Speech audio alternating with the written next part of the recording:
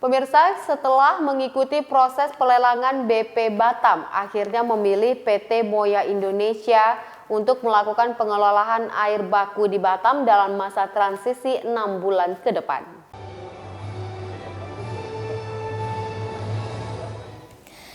Setelah berakhirnya kerjasama dengan PT Adiya Tirta Batam, kerjasama itu pun dimulai dengan menaikkan kontrak kerjasama PT Moya Indonesia dengan BP Batam.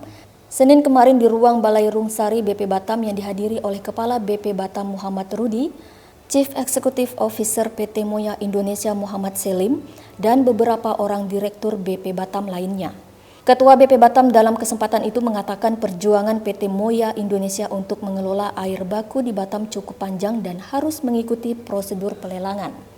Awal lelang dibuka ada 4 perusahaan yang ikut serta mendaftar dan PT ATB termasuk di dalamnya. Hanya saja dalam perjalanannya PT ATB menarik diri sehingga tersisa ada 3 perusahaan yang ikut lelang.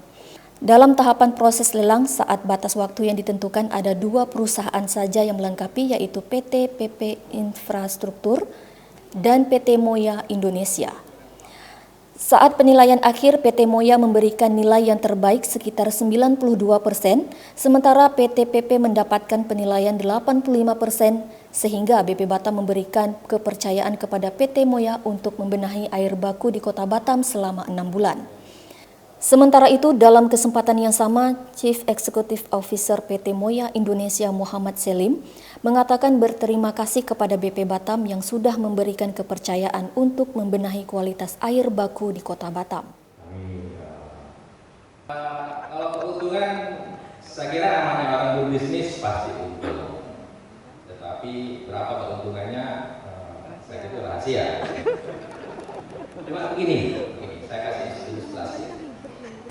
Kita sudah sepakat dengan ATB waktu itu. Sudah ada perjanjian untuk mengajukan auditnya ke BPKP. Dan ini sudah berjalan dan hasilnya sudah kami terima. Antara lain, saya bacakan ringkasan saja ya.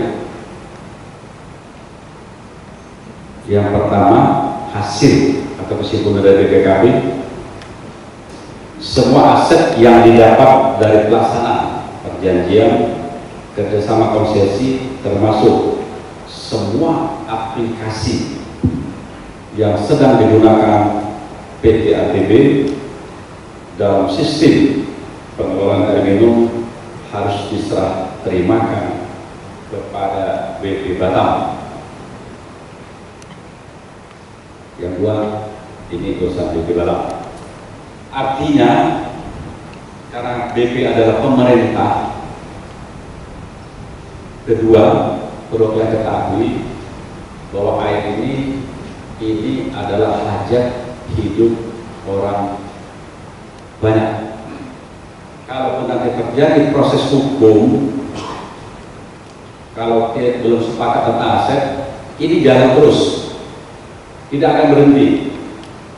Jalan terus berarti diambil alih oleh pemerintah pada tanggal 15. Soal perjanjian aset segala macam yang dirampas, ini masalah hukum, silakan kita teruskan. Dan tentu BP Batam adalah pemerintah, pengacara kita pasti kejaksaan. Wina TV Kepri dari Batam mengabarkan. Ketiga PT PP Infrastruktur.